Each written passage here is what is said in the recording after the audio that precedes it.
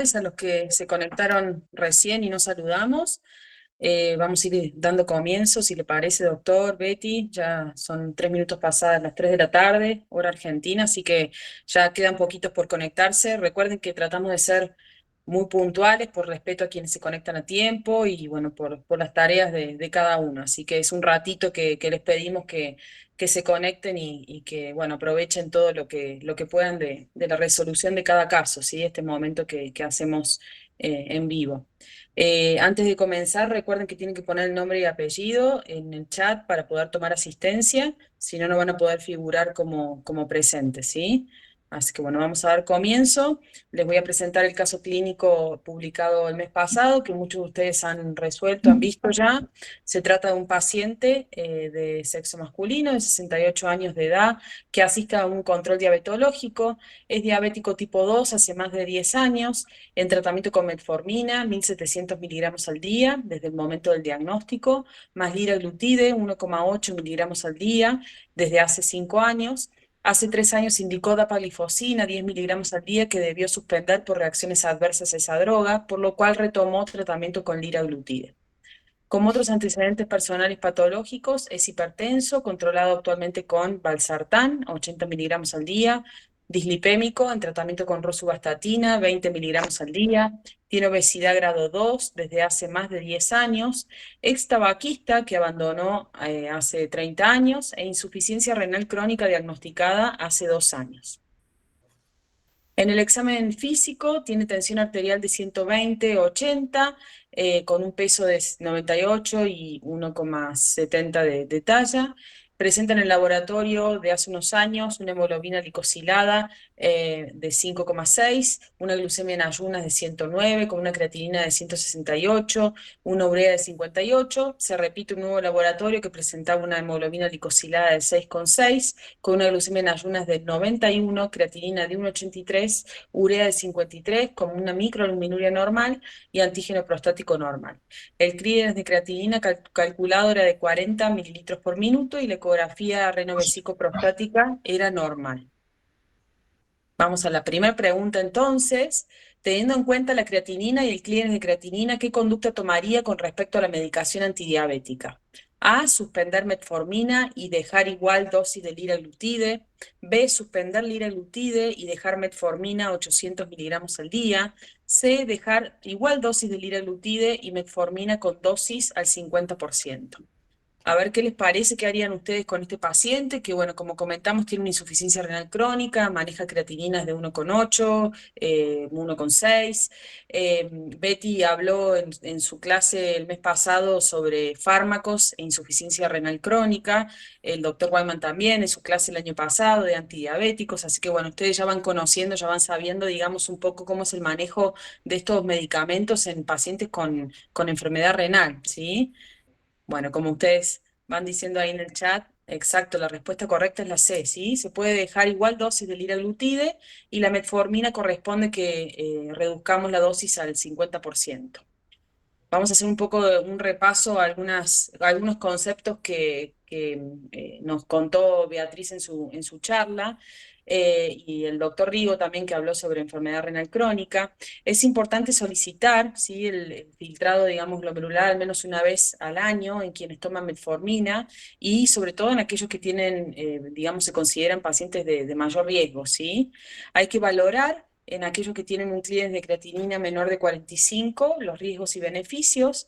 En aquellos que tienen un filtrado glomerular de menos de 30, la recomendación es discontinuar el tratamiento cuando están con metformina, suspender el tratamiento 48 horas antes del contraste iodado endovenoso y restablecer cuando la función renal sea estable, y discontinuar el uso en pacientes con historia de enfermedad hepática, alcoholismo o insuficiencia cardíaca. Sabemos que una de las complicaciones más temidas de la metformina es la acidosis láctica, y estas condiciones predisponen a que pueda aparecer, ¿sí? Y por el otro lado, bueno, recordamos acá entonces que en enfermedad renal, la metformina, bueno, nosotros tenemos que digamos, dosificarla. En el estadio 3, que es un paciente que puede tener un clearance mayor de 45, no debemos exceder la dosis de 1500 miligramos al día, y en aquellos que tienen un clearance entre 30 y 45, la recomendación es que hagamos 850 miligramos al día o reduzcamos el 50% de la dosis, ¿sí? Por el otro lado, en estadio 4 y 5, la metformina están contraindicadas, y si no, bueno, mantenemos su dosis habitual. Y por último, recordar, como dijo Betty también en su clase, que bueno, hay, digamos, en general los análogos de GLP-1, como vemos acá, no requieren de un ajuste de dosis, por eso la respuesta correcta es la C. Nosotros en Argentina, bueno, contamos con algunos de estos que les estamos mostrando acá, y bueno, por suerte las podemos usar en estadios avanzados de enfermedad renal crónica, no así el exenatide, que en realidad está en desuso, diría que ya no se utiliza más, que bueno, en ellos sí hay que nada, reducir la dosis en el caso de que estén utilizándolo, ¿sí? Doctor, Betty, ¿quieren comentar algo? No, Ah, la verdad que está bien, Betty. Adelante, Betty. Siga. no, creo que está claro esto, como decía Eugenia, ya lo vimos tanto en la clase que dio el doctor Wyman en fármacos en general y en la de insuficiencia renal. Creo que cada vez que tenemos un paciente con enfermedad renal crónica enfrente, uno siempre trata de repasar mentalmente cuáles son los fármacos que tenemos que ajustar, que modificar. Por eso es una clase importante, y es una ventaja que tienen estos fármacos nuevos, que realmente podemos utilizarlo prácticamente en todos los pacientes con un alto nivel de seguridad. Entonces creo que eso es lo que hay que destacar. No siempre los tenemos disponibles, por eso tenemos que conocer todos los fármacos que se pueden utilizar en este grupo de pacientes. Y esta situación se da con frecuencia, ¿sí? O sea, encontramos muchas veces pacientes con diabetes y enfermedad renal crónica, insuficiencia renal, entonces debemos realmente conocer y saber bien qué fármacos debemos ajustar, como dice Betty. Bueno, pasamos a la pregunta número 2, que dice: ¿cuál es la reacción adversa más frecuente de los inhibidores del SGLT2 que generó la suspensión de la droga en este paciente? Recuerden que este paciente estaba con liraglutide, se intentó un tratamiento con dapaglifosina que se debió suspender por las reacciones adversas. A, infecciones geniturinarias; C, cetoacidosis diabética glucémica; B, perdón, y la C, deshidratación. Creo que está claro. Nosotros vimos la clase con la doctora Cecilia Luques, que habló de estos fármacos también, el doctor los mencionó también en su charla. Bien, la reacción Claro. adversa más frecuente son las infecciones, sí, Por geniturinarias. ahí algunas estaban, digamos, en todas las opciones, pero lo que estamos preguntando es cuál es la más frecuente, cuál es la que en nuestra práctica generalmente nos obliga con frecuencia a tener que suspender este tratamiento o cambiarlo por otro fármaco, ¿sí? Exacto, sí. Porque teníamos algunas veces por ahí también. Las infecciones geniturinarias son complicaciones que vemos con frecuencia en estos pacientes. Hay ciertas recomendaciones, digamos, que hacen que reduzcamos la posibilidad de que aparezcan, como una buena higiene, una buena hidratación y demás. Pero bueno, con frecuencia lo vemos. Muchas veces la indicación es suspender la medicación y retomarla una vez que resuelve la situación. Otras veces, nada, incluso pacientes que tienen que llegar hasta circuncisiones porque, bueno, no pueden resolver, digamos, las balanopostitis y demás, pero bueno, en general siempre que se puedan dejar y que las condiciones estén dadas, sabemos que son drogas sumamente beneficiosas, ¿sí? En cuanto a indicaciones y repasos, se puede utilizar como monoterapia o combinadas. Hay algo también para destacar que me ha pasado con un par de pacientes que debutan con diabetes tipo 2 y que por su, digamos, riesgo cardiovascular quizá tengan indicación de estas drogas de manera inicial, pero que tienen balanopostitis. ¿Cuántos pacientes debutan o que tienen alguna condición, digamos, una vaginitis? ¿Cuántos pacientes se descubren, digamos, diabéticos por el urólogo o el ginecólogo cuando consultan por estos motivos? Entonces, en esos casos también tener en cuenta que no podemos iniciar con estas drogas hasta no resolver la situación. Y bueno, a modo de repaso también, como dijimos, son todas reacciones adversas las que mencionamos, pero las más frecuentes son las infecciones geniturinarias, ¿sí? Así que para que tengamos en cuenta y recordemos estas reacciones adversas. Y además son muy rebeldes, ¿no? Es decir, Sí. no responden fácilmente al tratamiento, es decir, salvo la suspensión de la droga, ¿no? Exactamente, tal cual. Así que bueno, esperemos que con el correr bueno, sí, del tratamiento el paciente no lo sufra, pero siempre tenemos que estar atentos a la posibilidad porque se ven de manera frecuente. Bien, la pregunta número 3 dice, ¿cuáles serían los objetivos glucémicos a lograr en este paciente por sus características? A, lograr hemoglobina glicosilada menores de 8,5 para evitar que el paciente tenga riesgo de hipoglucemia. B, lograr hemoglobina glicosiladas menores a 6,5 sin que el paciente tenga hipoglucemias. C, lograr hemoglobina glicosiladas menor a 7 mientras que el paciente tenga bajo riesgo de hipoglucemia. A ver qué les parece. En realidad, si bien este es un paciente que tiene alto riesgo cardiovascular, porque como ustedes vieron, no solo tiene diabetes, tiene insuficiencia renal crónica, tiene dislipemia, obesidad y demás, es un paciente relativamente joven, con una expectativa de vida importante, no ha tenido un evento cardiovascular hasta el momento, por lo menos que lo hayamos puesto en el caso, así que en realidad de las tres quizás lograr una hemoglobina glicosilada menor o cercana a 7 sería por ahí más apropiado, mientras que el paciente tenga bajo riesgo de hipoglucemia sería la condición más adecuada para él, ¿sí? Recordemos este cuadrito que en realidad, si bien no está vigente en las guías y en las recomendaciones de la ADA actual, ha sido como modificado y ha mutado, sí sirve como para graficar de mejor manera, digamos, cuándo tenemos que ser más estrictos y menos estrictos. ¿Sí? Hay muchas condiciones como la expectativa de vida, la duración de la enfermedad, las comorbilidades, las complicaciones vasculares, etcétera, que hacen que tengamos que ser más estrictos o menos estrictos en cada uno de los pacientes, ¿sí? Como siempre decimos, bueno, es algo que tenemos que evaluar en el momento de la consulta, es algo que automáticamente tenemos que resolver, así que es parte de la práctica, digamos, cuando tenemos los pacientes enfrente. Y como, bueno, vieron ustedes en las clases de Beatriz y del doctor Rigo, que hablaron sobre enfermedad renal y un poco de los objetivos metabólicos, también tengamos en cuenta que la hemoglobina glicosilada menor a 6,5 a 7 es por ahí una condición para prevenir o retrasar la progresión de complicaciones microvasculares de la diabetes, y quizá una hemoglobina glicosilada un poco mayor, de 7,5 a 8, en quienes tienen múltiples complicaciones, alto riesgo de hipoglucemia o hemoglobina glicosiladas altas, ¿sí? Más o menos lo mismo que les contaba con lo anterior, pero bueno, para que lo tengamos presente también.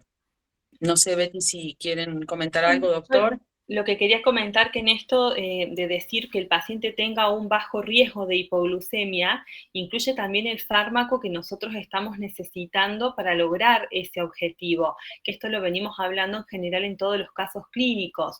La realidad es que este paciente puntualmente tiene en los laboratorios previos hemoglobinas glicosiladas bajas, o sea que está en valores ya menos de 7, y está con fármacos que no producen hipoglucemia, que son fármacos seguros.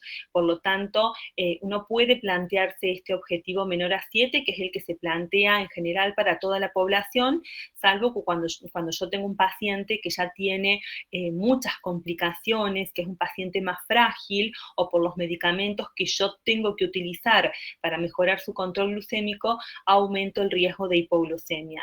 Entonces, eso es otro de los factores que tenemos que analizar. Como decimos siempre, en los casos clínicos uno tiene muchas variables a considerar: el mecanismo de acción, las reacciones adversas, el costo, las preferencias del paciente, las comorbilidades asociadas, y realmente es así, son todos factores, situaciones que debemos evaluar. Pero en este paciente puntualmente uno puede mantenerlo en principio con esa hemoglobina glicosilada menor a 7 sin riesgo. No, Bien. y de tener que utilizar un medicamento hipoglucemiante, si no tuviera la hemoglobina glicosilada que tiene, una opción válida es la incretina, la linagliptina. El nombre comercial es Trayenta, es la única que hay, que se elimina por vía biliar. Entonces no afecta para nada el riñón. Exacto, tal cual.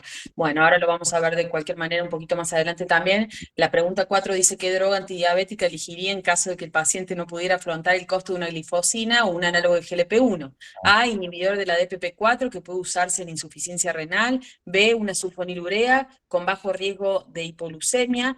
C, insulinoterapia con análogos de insulina. Bueno, ahí lo comentó el doctor, ¿sí? Ya todos saben que la linagliptina es un inhibidor de la DPP4, así que todos, bueno, nada, Le seguramente tengo que contestan la pedir respuesta. disculpas, Euge. No Y pasa nada, nos expolió la pregunta, doctor.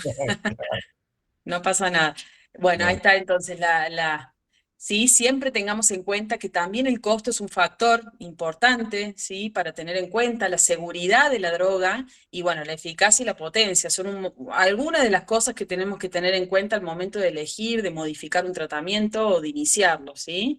Y bueno, como dice el doctor, la linagliptina y la linagliptina y la teneligliptina, sí, son quizás de las incretinas las más seguras para un paciente que tiene enfermedad renal crónica, insuficiencia renal, ¿sí? En donde no tenemos que modificar la dosis, incluso en estadios muy avanzados, incluso en pacientes, bueno, en diálisis, porque, bueno, como dice el doctor, la linagliptina tiene eliminación biliar en un alto porcentaje, con, bueno, metabolitos que no son activos, y también la teneligliptina, si bien tiene eliminación renal, tiene metabolitos inactivos también, entonces también son seguras desde el punto de vista, digamos, renal. Así que bueno, son las dos opciones también terapéuticas que tenemos en el caso que no podamos utilizar los nuevos fármacos, como los análogos de GLP-1, los inhibidores del SGLT2.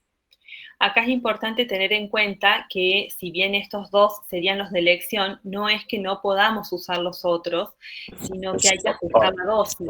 Y esto es importante porque por la ley de diabetes aquí en Argentina, no nos autorizan todos los inhibidores de DPP4. Hay muchas obras sociales que se adhieren estrictamente a la ley y solamente cubren sitagliptina o vilagliptina, pero no nos autorizan ni teneligliptina ni linagliptina. Entonces, en esos casos en los que no es posible para el paciente acceder a estos fármacos, podemos utilizar alguno de los otros con ajuste de la dosis, como mostraba Eugenia en el cuadro previo que lo vimos en la clase. Bien, perfecto. Pasamos a la pregunta número 5 que dice, ¿qué estudio complementario solicitaría en este momento a este paciente y por qué?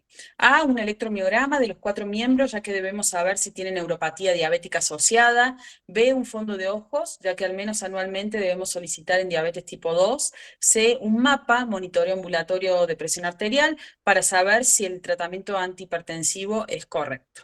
A ver qué les parece, también un repaso, vamos a tener módulos de complicaciones crónicas, así que vamos a poder repasar bien cómo son los métodos, digamos, diagnósticos de cada una de las complicaciones, pero bueno, ya hemos empezado a ver y sabemos y lo repasamos el año pasado, con qué frecuencia debemos solicitar los estudios, ¿sí? La correcta, como ponen ustedes, es la B, se debe realizar en este caso un fondo de ojos, ya que lo debemos hacer anualmente en pacientes con diabetes tipo 2. El mejor método para determinar la presencia de neuropatía diabética periférica es la anamnesis y el examen físico, ¿sí? Un concepto que tenemos por ahí a veces errado es que el electromiograma nos va a permitir hacer diagnóstico de neuropatía periférica diabética, y la realidad es que el examen físico y el interrogatorio son los métodos que utilizamos actualmente. El mapa solamente se utiliza, en general se utiliza, digamos, para diagnóstico y pocas veces para seguimiento. De cualquier manera, este paciente probablemente con valsartán y demás, hay que ver cómo están sus controles en su domicilio y toda esa cuestión antes de poder, digamos, considerar la realización de un mapa. Pero en general se utiliza más para diagnóstico y no tanto para seguimiento. Bien. Y no sé, Betty o doctor, si quieren comentar algo. Si no, ok. continuamos a la siguiente. Bien. ¿Con qué frecuencia entonces ahora debemos solicitarle estudios al paciente con diabetes tipo 2? A, desde el diagnóstico de diabetes debemos solicitar fondo de ojos anualmente y a partir de los 5 años la microalbuminuria. B, desde los 5 años debemos solicitarle el fondo de ojos y desde el diagnóstico de su diabetes la microalbuminuria anualmente. C, fondo de ojos y microalbuminuria deben solicitarse desde el momento del diagnóstico en diabetes tipo 2 y al menos anualmente. Bien, también todos responden la C. Volvemos al tema de la pregunta anterior también, ¿sí? Lo correcto es eso. En el screening de nefropatía diabética, digamos, hay que tener, digamos, en cuenta la historia natural de la enfermedad, recomendando iniciar el screening de la microalbuminuria a los 5 años, a partir de los 5 años en los pacientes que tienen diabetes tipo 1 y desde el mismo momento del diagnóstico en pacientes con diabetes tipo 2, como comentó el doctor Rigo en su charla.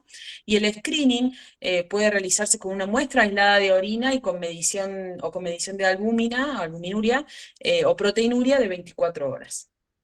Él lo explicó muy bien, la doctora, la bioquímica también, María Lía Torres también.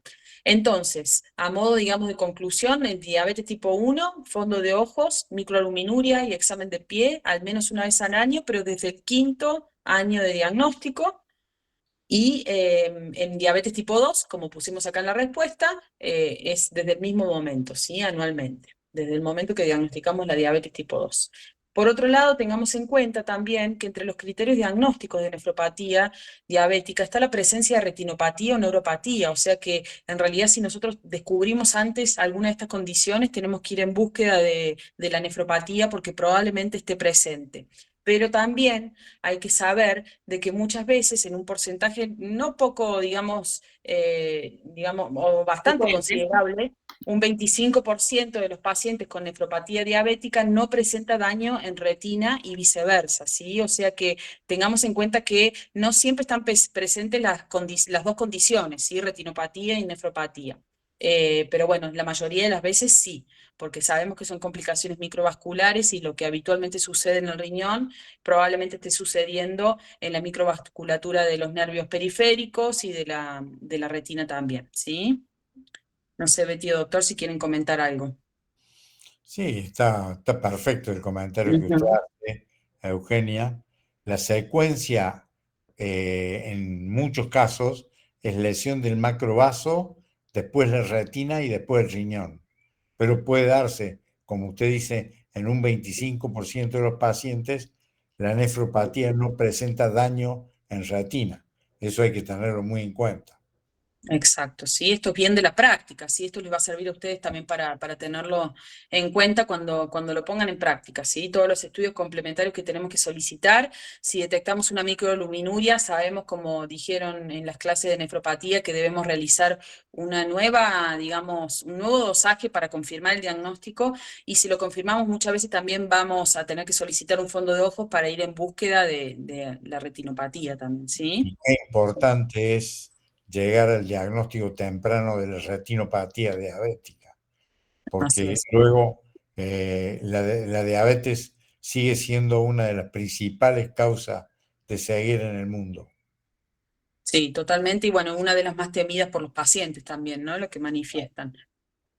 Betty, ¿querías comentar algo? No, yo iba a agregar que creo que este cuadro es importante, esto de los criterios de exclusión, porque si nosotros estamos frente a alguno de estos pacientes que en un 25% pueden tener nefropatía y no tener daño en retina, uno debería buscar algún otro indicio que nos diga que quizás el paciente tiene una enfermedad renal de otro origen, porque probablemente en esas situaciones necesitemos hacer una derivación mucho más rápida, una derivación precoz al nefrólogo.